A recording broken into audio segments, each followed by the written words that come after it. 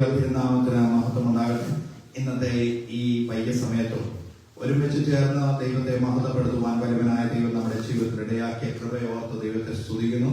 ആണ്ടിന്റെ അവസാനം കാണുവാൻ തക്കവണ്ണം ദൈവമായ കർത്താവ് കൃപ ചെയ്തു. ഒരു പുതിയ വർഷത്തിൽ ആദ്യത്തെ ഞായറാഴ്ചയായി നമുക്ക് കൂടി വരുവാൻ കർത്താവ് നമ്മെ ബലപ്പെടുത്തിയ കൃപയോർത്ത് നന്ദിയോടെ സ്തോത്രം. ആമേൻ. ഇപ്പോഴും നമുക്ക് പാടുവാൻ കഴിയും. കഴിഞ്ഞ വർഷങ്ങളിലെല്ലാം ഹല്ലേലൂയ കണ്ണിലെ കൃഷ്ണമണി പോലെ നമ്മെ കാത്തു പരിപാലിച്ചൊരു ദൈവത്തിന്റെ സാന്നിധ്യം ഇപ്പോഴും എന്നെ നടത്തുന്നു. ഹല്ലേലൂയ. 91 സങ്കീർത്തനം വായിക്കുവാൻ ഒരു കാരണമുണ്ട്. ഹല്ലേലൂയ. പലപ്പോഴും പല വിധമായ വിഷയത്തിൽ ഭീതിയോടെ ആയിരിക്കുന്ന പ്രിയപ്പെട്ടവർക്ക് ഒരു ആശ്വാസ വചനമാണ് 91 സങ്കീർത്തനം. ഹല്ലേലൂയ. പല അമ്മച്ചിമാരും ഈ വേദപുസ്തകത്തിന്റെ ഈ താള് അടയാളപ്പെടുത്തി തലയുടെ കീഴെ വെച്ചിട്ട് പേടി വരുമ്പോൾ ഇതെടുത്ത് വായിക്കാറുണ്ട്. ഹല്ലേലൂയ. അതുകൊണ്ട് എന്തെങ്കിലും പ്രയോജനമുണ്ടോ എന്ന് ചോദിച്ചാൽ അവരുടെ ഉള്ളിൽ ദൈവം ക്രിയ ചെയ്യുവാൻ തക്കവണ്ണം ഇടയാകുമെന്നുള്ളതാണ്. അവരുടെ ഉള്ളിൽ ഈ ദൈവവചനം വായിക്കുമ്പോൾ അവർക്കൊരു ബലം കിട്ടുന്നത് തങ്ങളുടെ ദൈവം തങ്ങൾക്ക് നിഴലായി, ശരണമായി, ശൈലമായി, കോട്ടയായി, സങ്കേതമായി, തല ഉയർത്തുന്നവരായി, മഹത്വമായി, കൊമ്പായി ഒക്കെ ഇരിക്കുന്നത് നമുക്ക് കാണുവാൻ കഴിയും. ഹല്ലേലൂയ. അങ്ങനെ യഹോവയിൽ ആശ്രയിക്കുന്നവരെ ദൈവം വിടുവിക്കുക തന്നെ ചെയ്യും. ഹല്ലേലൂയ. അതെ, ഹല്ലേലൂയ. നാം വചനം വായിച്ചു പോകുമ്പോൾ അവിടെ നമുക്ക് കാണുവാൻ കഴിയുന്ന ഒരു കാര്യമുണ്ട്. വിശ്വസിക്കുക മാത്രം ചെയ്താൽ മതി. ഹല്ലേലൂയ. ഭയപ്പെടരുത്, ദൈവത്തിൽ വിശ്വസിപ്പാനായിട്ട് ഇടയാകണം. അപ്പോൾ 91 സങ്കീർത്തനത്തിന്റെ ആ വാക്യങ്ങൾ നാം ഓരോന്നായി ഉരുവിടുമ്പോഴും അതെല്ലാം വളരെ സുപരിചിതമായ വാക്യങ്ങളാണ്. അതെല്ലാം നമ്മെ ബലപ്പെടുത്തുന്ന വാക്യങ്ങളാണ്. എങ്കിലും അതിന്റെ 5ാമത്തെ വാക്യം പ്രകാരം പറയുന്നു, രാത്രിയിലെ ഭയത്തെയും പകൽ പറക്കുന്ന അസ്ത്രത്തെയും ഇരുട്ടിൽ സഞ്ചരിക്കുന്ന മഹാമാരിയെയും ഉച്ചയ്ക്ക് നശിപ്പിക്കുന്ന സംഹാരത്തെയും നിനക്ക് പേടിപ്പാനില്ല. ആമേൻ. അപ്പോൾ ഇതെല്ലാം ഉണ്ട്. ഹല്ലേലൂയ. എന്തെല്ലാം ഉണ്ട്? ആമേൻ. രാത്രിയിലെ ഭയത്തെയും പകൽ പറക്കുന്ന അസ്ത്രത്തെയും ഇരുട്ടിൽ സഞ്ചരിക്കുന്ന മഹാമാരി, ഉച്ചയ്ക്ക് നശിപ്പിക്കുന്ന സംഹാരം. ഹല്ലേലൂയ. ഇതെല്ലാം ഈ ദേശത്ത്, ഈ ലോകത്ത്, അന്തരീക്ഷത്തിൽ നിഴലിടുന്നുണ്ട്. പക്ഷെ ഭക്തനായവനോട് ദൈവത്തിന്റെ ആലോചന എന്താണെന്നറിയാമോ? ഇതൊന്നും നിനക്ക് പേടിപ്പാനില്ല. ഹല്ലേലൂയ. ഇതെല്ലാം നിന്നെ വീശിപ്പോകും, ഇതെല്ലാം നിന്നെ തൊട്ടുപോകും, ഇതെല്ലാം നിന്റെ മേലൊന്നും പതിഞ്ഞു പോകും. പക്ഷെ അതൊന്നും ഒരു അനർത്ഥമായി നിനക്ക് ഭവിക്കാതെ ഒരു ചിറകീഴിൽ സൂക്ഷിക്കുന്ന ഒരു ദൈവത്തിന്റെ പരിപാലനം എനിക്ക് നിങ്ങൾക്ക് കാണുവാനായിട്ട് കഴിയും. അങ്ങനെ പഴയ നിയമത്തിൽ ഇപ്രകാരം വചനത്തിൽ കൂടെ ബലപ്പെടുത്തുവാൻ ഇടയായെങ്കിൽ പുതിയ നിയമത്തിലേക്ക് വന്നപ്പോൾ കർത്താവായ യേശുക്രിസ്തു തന്നെ പറയുകയാണ്, നിങ്ങൾ ഭയപ്പെടേണ്ട. ഹല്ലേലൂയ. പല സാഹചര്യങ്ങൾ, പല അവസ്ഥകൾ കൂടെ തന്നോടൊപ്പമുള്ള ശിഷ്യന്മാരെ നടത്തിക്കൊണ്ടു പോകുവാനായിട്ട് ഇടയായി. അവരുടെ മധ്യത്തിൽ ദൈവം ഭയപ്പെടരുത് എന്നുള്ള കാരണം അവർക്ക് തെളിവായി കാണിച്ചു കൊടുത്തു. ഹല്ലേലൂയ. എന്തിനേറെ, താൻ പടകിലായിരുന്നപ്പോൾ പടകിൽ അമരത്ത് താൻ സുഖമായി ഉറങ്ങുന്ന അവസരത്തിൽ അവരെ നേരെ ആഞ്ഞടിച്ചതായ കാറ്റും കോളും അവർക്ക് ഭയാനകമാക്കി തീർത്തു. ഹല്ലേലൂയ. അവർ കടലിന്റെ മക്കളാണ് എങ്കിലും അന്നടിച്ച കാറ്റ് ഒരു പ്രത്യേകതയുള്ള കാറ്റായിരുന്നു. അന്നടിച്ച കാറ്റ് അവർ ഇതുവരെ കാണാത്ത ഒരു കാറ്റായിരുന്നു. അന്നടിച്ചതായ ആ കോള് അവരുടെ ജീവിതത്തിൽ ഇന്നുവരെ എക്സ്പീരിയൻസ് പരിചയമില്ലാത്തതായിരുന്നു. അവർക്ക് പേടിയായി, അവരുടെ ഉള്ളിൽ ഭയം തട്ടി. അവർ വിളിക്കുകയാണ്, നാഥാ, ഞങ്ങൾ നശിച്ചു പോകുന്നത് നിനക്ക് വിചാരമില്ലയോ? അവൻ ഉറങ്ങുകയായിരുന്ന കർത്താവ് എഴുന്നേറ്റ് നിന്നിട്ട് അവൻ കാറ്റിനെയും കടലിനെയും ശാസിച്ചു. എന്നിട്ട് പറയുകയാണ്, ഇത്രത്തോളം നിങ്ങൾ ഭീരുക്കളാകരുത്. കാരണം ആരാണ് പടകിലുള്ളതെന്ന് അവൻ നിനക്ക് വിശ്വാസം വേണം. ആരാണ് നിന്നോട് കൂടെയുള്ളതെന്ന്, ആരാണ് നിന്നെ നയിക്കുന്നത് എന്നുള്ളത് ഒരു ഉത്തമ ബോധ്യം നിന്റെ ജീവിതത്തിൽ ഉണ്ടെങ്കിൽ നീ നിലവിളിക്കത്തില്ല. നീ ഉറപ്പോടെ പറയും, കർത്താവിന്റെ സങ്കേതമാ, കർത്താവിനെ വിട്ടുവിളിക്കുന്നവനാ. ഈ കാറ്റും അടങ്ങും, അവനെ തിരമാലയും അടങ്ങും, ഈ പ്രതിസന്ധിയും മറികടക്കും. കാരണം എന്റെ ദൈവം എന്നെ ശക്തനാക്കിക്കൊണ്ടിരിക്കുക. ഇന്ന് ഈ പകൽക്കാല, ഈ രാത്രികാലം ഇപ്രകാരം വിളിച്ചു പറയുമ്പോൾ എന്നെയും ദൈവം ശക്തനാക്കുന്ന ഒരു വേദവചനമാണ് ദൈവം എനിക്ക് നൽകി തരുവാൻ തക്കവണ്ണം ഇടയായത്. അവൻ ഇതെല്ലാം അതിനെ തട്ടുവാനിടയാകും. ഇതെല്ലാം നിന്നെ തളർത്തുവാൻ നോക്കും. ഇതെല്ലാം നിന്നെ നിരാശയിലേക്ക് കൊണ്ടെത്തിക്കും. ഇതെല്ലാം അവൻ നീ പ്രയോജനപ്പെടാതിരിക്കേണ്ടതിന്, ദൈവത്തിന് പ്രയോജനപ്പെടാതിരിക്കേണ്ടതിന് നിന്നെ ഭയപ്പെടുത്തി അവൻ ഒരു മൂലക്കിരുത്താൻ ദൈവം പിശാച് പദ്ധതി ഒരുക്കുമ്പോൾ ദൈവം പറയുകയാണ്, നിന്നോട് എതിർക്കുന്നവരെ എതിർത്ത് നിൽപ്പീൻ. ഹല്ലേലൂയ. പിശാചിനോട് എതിർത്ത് നിൽപ്പിൻ, എന്നാൽ അവൻ നിങ്ങളെ വിട്ട് ഓടിപ്പോകും. ഹല്ലേലൂയ. എങ്ങനെയാണ് ഒരുവൻ എതിർത്ത് നിൽപ്പാനായിട്ട് കഴിയുന്നത്? ഇന്ന് രാത്രികാലം വിളിച്ചു പറയട്ടെ, അവന്റെ ചെയ്തികളിൽ ഒന്നും തളർന്നു പോകാതെ അവന്റെ മുൻപാകെ പിടിച്ചു നിന്നിട്ട് ദൈവത്തിൽ വിശ്വാസം അർപ്പിച്ചിട്ട് പറയണം, ഞാൻ ദൈവത്തിന്റെ മകനാണ്, മകളാണ്. എന്നെ പേടിപ്പിക്കുന്ന എല്ലാ അന്ധകാരത്തിന്റെ പോരുകളിൽ നിന്നും എനിക്ക് ജയമുണ്ട്. കാരണം കാൽവറി ക്രൂശിൽ ഒരുവൻ എനിക്ക് വേണ്ടി പരമയാഗമായി തീർന്നിട്ടുണ്ട്. അതുകൊണ്ട് എന്നെ പേടിപ്പിക്കുവാൻ മനുഷ്യ ശക്തികൾക്കോ ഈ ലോകത്തിലെ അന്ധകാരത്തിനോ സാധ്യമല്ല.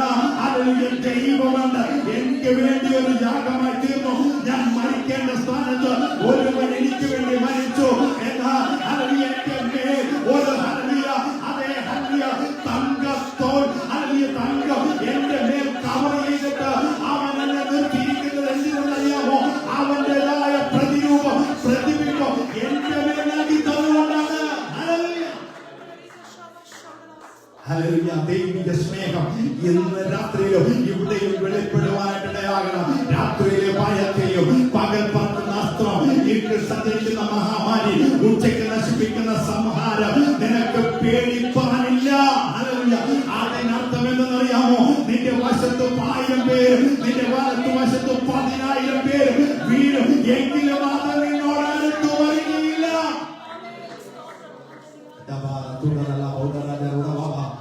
ഇന്ന് രാത്രി ഒരു ദൈവിക സന്ദേശം നിങ്ങളോട് പറയുവാനുണ്ട്.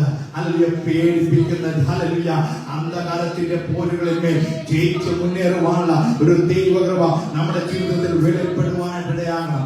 രണ്ടാമത് ശിഷ്യന്മാർ പേടിച്ചു പോയ സമയം എന്തെന്നറിയാമോ?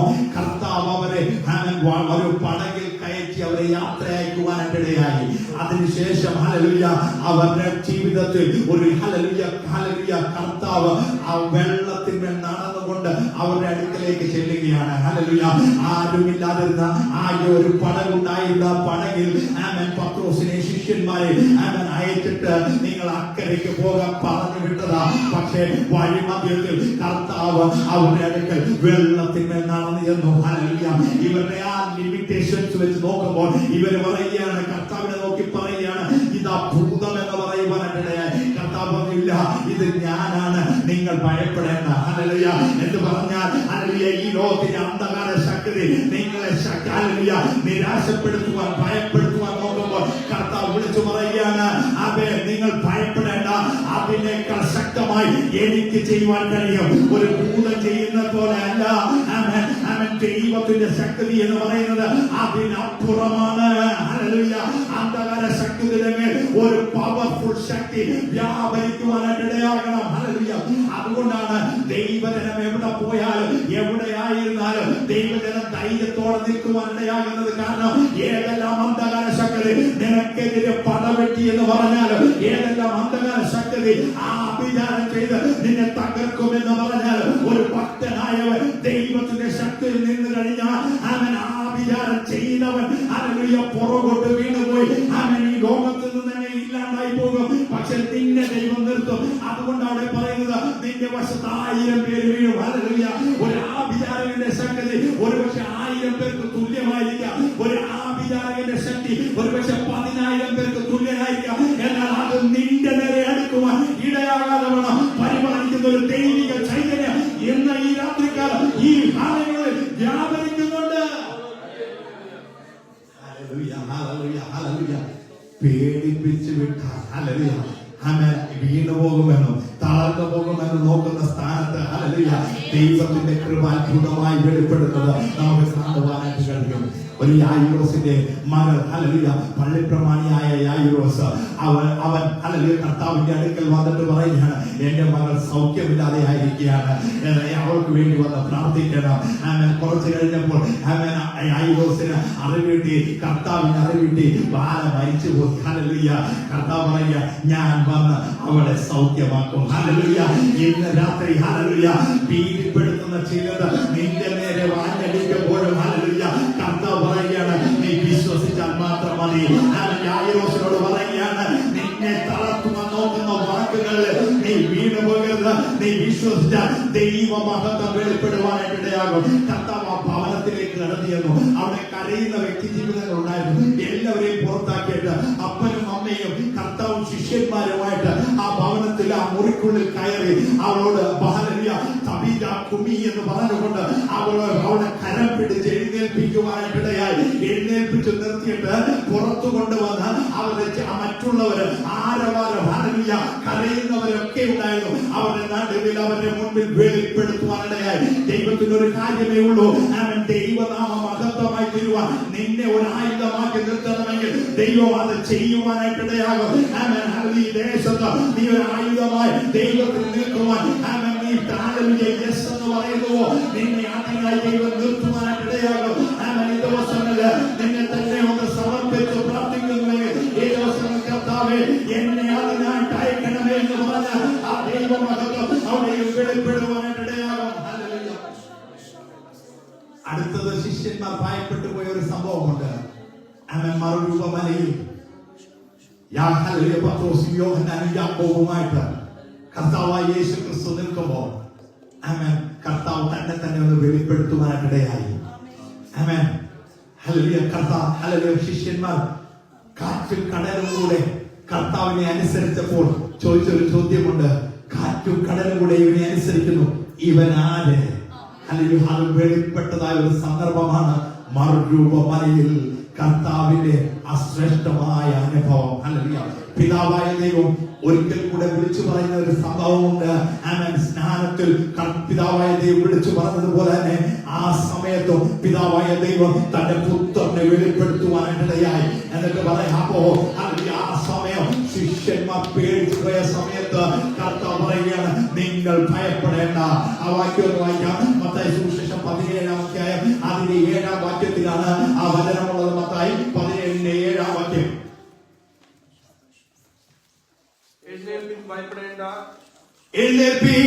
ഭയപ്പെടേണ്ട എന്ന് പറഞ്ഞു. മതി. ഹല്ലേലൂയ.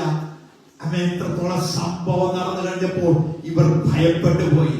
ഇന്ന് രാത്രി പലവിധമായ പ്രശ്നങ്ങൾ, പലവിധം, ഒന്നല്ല ഒരു രീതിയല്ല, പല രീതിയിൽ നമ്മെ ഭയപ്പെടുത്തുവാൻ നോക്കുമ്പോൾ വിശ്വാസിയായിരിക്കുന്ന കർത്താവിന് അടിസ്ഥാനമുള്ളവൻ എന്ത് പറയണമെന്നറിയാമോ? നീ പാറമേൽ പണിത വീട് പോലെ ഉറച്ചു നിൽപ്പാനായിട്ടിടയാകണം. നിന്നെ പേടിപ്പെടുത്തുവാൻ കടന്നു വരുന്ന അന്ധകാരത്തിന്റെ ശക്തിയുടെ മേൽ വിളിച്ചു പറയണം. ധൈര്യത്തോടെ നിന്നിട്ട് പറയണം, ഇതെന്നെ തളർത്തുകയില്ല, ഞാൻ ദൈവത്തിന് വേണ്ടി പോരാടും. ഇതെന്നെ സ്വീകരിക്കുകയില്ല, ഞാൻ ദൈവത്തിന് വേണ്ടി നിലകൊള്ളും. ഇതെന്നെ നഷ്ടമാക്കത്തില്ല, ഞാൻ വിജയിച്ച് മുന്നേറുവാനായിട്ടിടയാകും.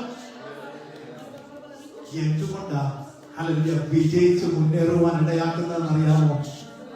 ഒരു വേള നമുക്കറിയാം, പത്രോസ് ഒരു പാണ്ഡ്യക്കാരിയുടെ മുൻപിൽ അവനെ ഞാൻ അറിയുന്നില്ല എന്ന് പറഞ്ഞുകൊണ്ട് പിറുപിറുക്കുവാനും പ്രാകുവാനും തുടങ്ങിയതാ. പക്ഷേ കർത്താവിന്റെ ഉയർത്തെഴുന്നേൽപ്പ് അവന്റെ ജീവിതത്തിൽ ജയം വിരിപ്പാനായിട്ടിടയായി.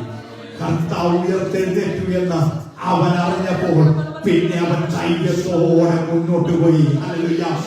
ആർക്കും അവനെ എതിരിടാൻ തക്കവണ്ണമുള്ള ശക്തിയും ജ്ഞാനവും ഇല്ലാത്തവണ്ണം അവൻ പത്രോസ് ശാസ്ത്രിമാരുടെ മുൻപില്, മഹാപുരോഹിതന്മാരുടെ മുൻപില് അവൻ ശാസിച്ചിട്ട് മിണ്ടരുതെന്ന് പറഞ്ഞിട്ടോ അവരുടെ മുൻപിൽ പോലും അവൻ ധൈര്യത്തോടെ ക്രിസ്തുവിന്റെ വചനം വിളിച്ചു പറയുവാനിടയായത് എന്തിന്റെ അടിസ്ഥാനത്തിലാണെന്നറിയാമോ?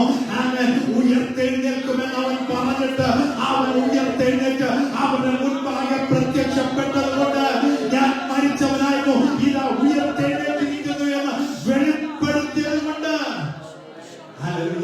പത്രോസ് പറയുക, ഇനി ഞാൻ തളർന്നു പോകത്തില്ല, ഇനി ഞാൻ ക്ഷീണിച്ചു പോകത്തില്ല, ഇനി ഞാൻ പിന്നോട്ട് പോകത്തില്ല. കാരണം ഇതുവരെ ഞാൻ പിൻപറ്റിയ ഒരു കർത്താവ് ഉണ്ടായിരുന്നു. അവൻ മനുഷ്യനായിരുന്നു, അവൻ അത്ഭുതങ്ങളും അടയാളങ്ങളും ചെയ്തു. പക്ഷേ സംശയം എന്റെ ജീവിതത്തിൽ ഉണ്ടായിരുന്നു. അവൻ മരിക്കുന്നതിന് മുന്നേ പറഞ്ഞതാ, ഞാൻ യേശുവിലേക്ക് പോകും, അവിടെ എന്നെ പിടിക്കും, അവൻ ചാട്ടമാർ കൊണ്ടടിക്കും, ഞാൻ ഉപദ്രവിക്കപ്പെടും, ഞാൻ പിടിക്കപ്പെടും, എന്നെ ക്രൂശീകരിക്കും. പക്ഷെ 3-ാം ദിവസം ഞാൻ ഉയർത്തെഴുന്നേൽക്കുമെന്ന് പറഞ്ഞതാ. പക്ഷെ എന്നിട്ട് ഞാൻ വിശ്വസിച്ചില്ല. കർത്താവിനെ പിടിച്ചപ്പോൾ ഞാൻ ക്ഷീണിച്ചു പോയി, കർത്താവിനെ തല്ലിയപ്പോൾ ഞാൻ തളർന്നു പോയി, കർത്താവിനെ കൊണ്ടുപോയപ്പോൾ ഞാൻ ഒന്നുമില്ലാത്തവനെ പോലെ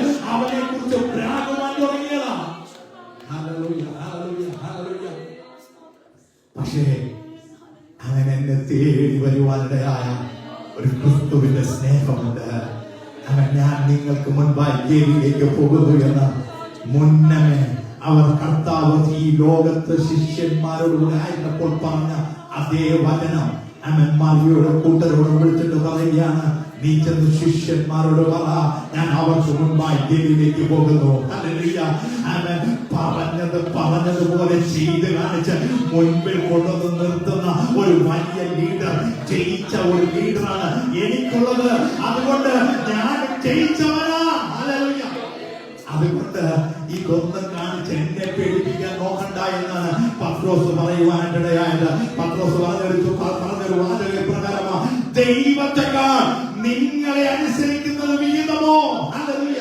ഇന്ന് പകൽക്കാലം പത്രോസിന് മനസ്സിലായ ഒരു കാര്യമുണ്ട്. എന്തെന്നറിയാമോ? ഹല്ലേലൂയ. എന്നോട് പറഞ്ഞത് ഒരു ദൈവമാ.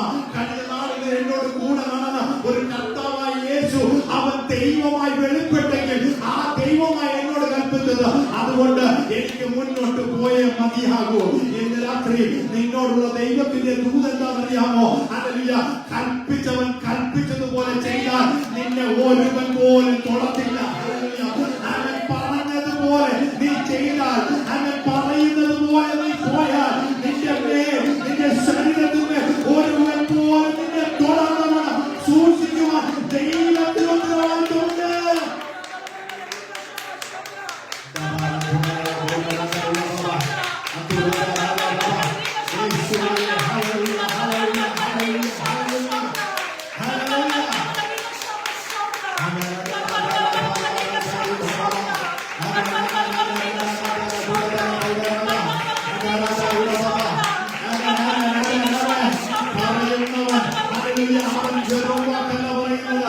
നിന്നെ അയക്കേണ്ട സ്ഥാനം നിന്നെ അയച്ചിട്ട് ചെയ്യേണ്ടതും പറയേണ്ടതുമായ കാര്യങ്ങൾ നിനക്ക് വെളിപ്പെടുത്തി തന്നിട്ട് അതുപോലെ ചെയ്താൽ, അനന്യാസിനോട് ശൗലിന്റെ ഭവനത്തിൽ ശൗൽ അയക്കുന്ന സ്ഥലത്തൊന്ന് ചെല്ലണമെന്ന് പറഞ്ഞപ്പോൾ അനന്യാസ് ഭയപ്പെട്ടു പോയി. കാരണം എന്തെന്നറിയാമോ? പുരോഹിതന്മാരുടെ അധികാര പത്രമുള്ളവന്റെ അടുത്തേക്ക് എന്നെ പറഞ്ഞു വിടുന്നത്. കർത്താവേ എന്ന് വിളിക്കാനിടയായി. ഹല്ലേലൂയ. ആ മനുഷ്യൻ ഇവിടെയും വന്നിട്ടുണ്ട്. ഇങ്ങനെയുള്ളവരെ പിടിച്ചു കെട്ടുവാനുള്ള അധികാര പത്രവുമാണ് വന്നിരിക്കുന്നത് എന്ന് പറഞ്ഞപ്പോൾ കർത്താവ് അവരോട് പറയുക, ഹല്ലേലൂയ, നീ പോക. ഹല്ലേലൂയ. അവനെ കുറിച്ച് എനിക്ക് ചില വെളിപ്പാടുണ്ട്. എന്താണെന്നറിയാമോ? അവൻ എന്റെ നാമം ജാതികൾക്കും രാജാക്കന്മാർക്കും മുൻപാകെ പറയേണ്ടതിന് ഞാൻ തിരഞ്ഞെടുത്തവനാ. ഞാൻ പറഞ്ഞില്ലേ, പറയേണ്ടതുപോലെ പറയത്തക്കവണ്ണം നിന്നെ അയക്കുന്നവനെ അനുസരിച്ച് നീ പോകുന്നുവെങ്കിൽ നിന്റെ മേൽ കരം വരാതെ കൊണ്ട് ദൈവം നിന്നെ പരിപാലിക്കാനിടയാകും. അനന്യാസ് ആ വാക്കിന് മുൻപാകെ ശൗലിന്റെ അടുത്തേക്ക് കടന്നുപോയിട്ട് അവിടെ നിന്ന് പറയുകയാണ്, ശൗലേ, ഹല്ലേലൂയ, സൗഖ്യമാകാം. ഹല്ലേലൂയ. നോക്കിക്കേ, നിയോഗിച്ചയച്ചതാ. ഹല്ലേലൂയ. ചെന്നത് എന്തിനു വേണ്ടിയാ? അവനോട് അവനെ കുറിച്ച് അവന് വേണ്ടി പ്രാർത്ഥിക്കുവാൻ. അത് മാത്രം ചെയ്താൽ മതിയെന്നേ. ഹല്ലേലൂയ. അവനെ കുറിച്ച് പറയുകയാണ്, നീ ചെല്ലുന്നത് അവൻ കണ്ടിരിക്കുന്നു. നിന്നെ കുറിച്ചുള്ള ഒരു ദർശനം അനന്യാസ് ചെല്ലുന്നത് അവൻ കണ്ടിരിക്കുന്നു. അവൻ പ്രാർത്ഥിക്കുന്നു. ഹല്ലേലൂയ. അവന്റെ ശൈലി മാറി, അവന്റെ ജീവിതം മാറി, അവന്റെ ദർശനം മാറി. ദൈവം ഒരുവനെ തൊട്ടാൽ അവന്റെ ജീവിതം മാറും. ദൈവം ഒരുവനെ വെളിപ്പെടുത്തിയാൽ അവന്റെ ട്രാൻസ്ഫോർമേഷൻ സംഭവിക്കാറുണ്ട്. ഈ ശൗലിനെയാണ് കർത്താവ് കൊരിന്തിയിലേക്ക് വിട്ടത്. കൊരിന്തി ചെന്നപ്പോൾ അവിടെ കണ്ടതായ കാഴ്ചകൾ, അവന് നേരിടേണ്ടതായ വ്യക്തി ജീവിതങ്ങളെല്ലാം കണ്ടപ്പോൾ അവൻ ഭയപ്പെട്ടു പോയി. കർത്താവേ, ഞാൻ ഇവിടെ നിന്റെ വചനം പറയണമോ എന്നൊരു ശങ്ക അവന്റെ ജീവിതത്തിലേക്ക് വന്നു. കർത്താവ് രാത്രി ദർശനത്തിൽ അവനോട് പറയുകയാണ്, ശൗലേ, ഭയപ്പെടാതെ പ്രസംഗിക്ക്, നിന്റെ മേൽ കരം വരാതെ വണ്ണം ഞാൻ നിന്നെ സൂക്ഷിച്ചോളാം. എത്രമാത്രം ഉറപ്പാ ദൈവം കൊടുക്കുന്നതെന്നറിയാമോ? ഒരുവൻ ദൈവത്തിന് വേണ്ടി നിന്നാൽ, hallelujah, he will protect you from all the circumstances which is coming against you. ഏതെല്ലാം പ്രതിസന്ധികൾ നിന്റെ മേലെ ആഞ്ഞടിക്കുവാൻ കടന്നു വന്നെന്ന് പറഞ്ഞാൽ അതെല്ലാം നിന്റെ മുൻപിൽ വന്ന് വീഴും. അതാണ് നിന്റെ വശത്ത് 1000 പേരും നിന്റെ വലത്ത് വശത്ത് 10,000 പേരും വീഴും, എങ്കിലും അതൊന്നും നിന്നോട് അടുത്തു വരികയില്ല, നിന്നെ തൊടുകയില്ല. അങ്ങനെയുള്ളവൻ എന്ത് ചെയ്യുന്നറിയാമോ? ദൈവത്തെ മഹത്വപ്പെടുത്തുവാനായിടയാകും. അതാണ് സങ്കീർത്തനക്കാരൻ പറയുന്നത്. ഹല്ലേലൂയ. അതിലെ 91 സങ്കീർത്തനം അതിന്റെ 12 വാക്യത്തിൽ പറയുന്നത്, അല്ല, അതിന്റെ 15 വാക്യം, അവൻ എന്നെ വിളിച്ചപേക്ഷിക്കും, ഞാൻ അവന് ഉത്തരമരുളും, കഷ്ടകാലത്ത് ഞാൻ അവനോട് കൂടെയിരിക്കും. ഏത് കഷ്ടം വന്നെന്ന് പറഞ്ഞാലും കൂടെയുള്ളത് കർത്താവ് കൂടെ ഇരിക്കുക. For what? നിന്നെ ബലപ്പെടുത്തുവാൻ. ഞാൻ അതിന്റെ അടുത്ത വാക്യം പറയുകയാണ്, ഞാൻ അവനെ വിടുവിച്ച് മഹത്വം, മീൻസ് ആ വിടുതൽ ഒന്ന് ദൈവ മഹത്വമുള്ള ഒരു വിടുതലാക്കി നിനക്ക് കാണിച്ചു തരും. ഹല്ലേലൂയ. ആമേൻ. ആ വിടുതൽ നിന്റെ ജീവിതത്തിൽ പ്രതിഫലിക്കുന്ന വിടുതൽ അത് ദൈവ മഹത്വമാണ്. ഹല്ലേലൂയ. യായിറോസിന്റെ മകൾ മരണക്കിടക്കയിൽ നിന്ന് എഴുന്നേറ്റത് ദൈവ മഹത്വമാണ്. ഹല്ലേലൂയ. ഒരുവനെ കുറിച്ചിട്ട് അവൻ കർത്താവിന്റെ അടുക്കൽ കൊണ്ടുവന്ന് പറയുകയാണ്, ഇവൻ ഊമനായിരിക്കത്തക്കവണ്ണം ഇവന്റെ അമ്മയപ്പന്മാരാണോ പാപം ചെയ്തത് എന്ന്, ഇവനാണോ ഇവന്റെ അമ്മയപ്പന്മാരാണോ പാപം ചെയ്തതെന്ന് ചോദിച്ചപ്പോൾ കർത്താവ് പറയുകയാണ്, ഇവനോ ഇവന്റെ അമ്മയപ്പന്മാരോ അല്ല പാപം ചെയ്തത്, ഇത് ദൈവനാമം മഹത്വപ്പെടാനാ. ഇന്ന് രാത്രി ദൈവനാമം മഹത്വപ്പെടാനുള്ള കാര്യം നിന്റെ ജീവിതത്തിലൂടെ സംഭവിക്കണമെന്ന് നീ പ്രാർത്ഥിക്കുന്നുവെങ്കിൽ, ഹല്ലേലൂയ, അവൻ എന്നെ വിളിച്ചപേക്ഷിക്കും, ഞാൻ അവന് ഉത്തരമരുളും, ഞാൻ അവനെ വിടുവിച്ച് മഹത്വപ്പെടുത്തും. ഈ വിടുവിച്ച് മഹത്വപ്പെടുത്തുന്നവന്റെ ജീവിതത്തിൽ വരുന്ന നന്മയാണ് അതിനടുത്ത വാക്യം. ഹല്ലേലൂയ. വിടുവിച്ച് മഹത്വപ്പെടുത്തുന്നവന്റെ ജീവിതത്തിൽ വരുന്ന നന്മയാണ് അടുത്ത വാക്യം കൊണ്ട് സങ്കീർത്തനക്കാരൻ അവസാനിപ്പിക്കുന്നത്. എന്താണെന്നറിയാമോ? ആമേൻ. ദീർഘായുസ് കൊണ്ട് ഞാൻ അവന് തൃപ്തി വരുത്തും. ആയുസിന്റെ പകുതി വെച്ച് എടുത്തു പോകുമെന്ന് വിചാരിച്ചിരുന്ന ജീവിതത്തിന്മേൽ ദൈവം ഒരു വിടുതൽ കൊടുത്ത് അത് ദൈവനാമം മഹത്വമാകുമ്പോൾ അടുത്ത വചനം അവനെ ബലപ്പെടുത്തുന്ന വചനമാ. എന്തെന്നറിയാമോ? നഷ്ടപ്പെട്ടു പോകുമെന്ന് പറഞ്ഞ സ്ഥാനത്ത് ദൈവം പറയുകയാണ്, ദീർഘായുസ് കൊണ്ട് ഞാൻ അവനെ തൃപ്തി വരുത്തും. എന്റെ രക്ഷയെ ഒന്ന് ചേർന്ന് പറയാമോ? എന്റെ രക്ഷയെ ഞാൻ അവന് കാണിച്ചു കൊടുക്കും. യഹോവയിൽ ആശ്രയിക്കുന്നവനെ ദൈവത്തിന്റെ രക്ഷ എങ്ങനെയുള്ളതെന്ന് കാണിച്ചു കൊടുക്കുന്നതാണ് ദൈവത്തിന്റെ പദ്ധതി. ദൈവത്തിൽ ആശ്രയിക്കുന്നവനെ പെട്ടെന്ന് നഷ്ടപ്പെടുത്തി കളയുന്നതല്ല ദൈവത്തിന്റെ പദ്ധതി. അവന്റെ രക്ഷ എങ്ങനെയെന്ന് കാണിച്ചു കൊടുക്കാൻ അവനെ നിർത്തുവാനായിട്ടിടയാകും. അതുകൊണ്ട് സങ്കീർത്തനക്കാരൻ ആദ്യം പറയുന്നത്, അത്യുന്നതമായി വിശ്വസിച്ചാൽ മതി, സർവശക്തന്റെ നിഴൽ കീഴിൽ പാർത്താൽ മതി. അങ്ങനെയെങ്കിൽ നിനക്ക് യഹോവയെ കുറിച്ച് അവൻ എന്റെ സങ്കേതവും കോട്ടയും ഞാൻ ആശ്രയിക്കുന്ന എന്റെ ദൈവം എന്ന് പറയത്തക്കവണ്ണം ദൈവം വ്യാപരിക്കുവാനിടയാകും.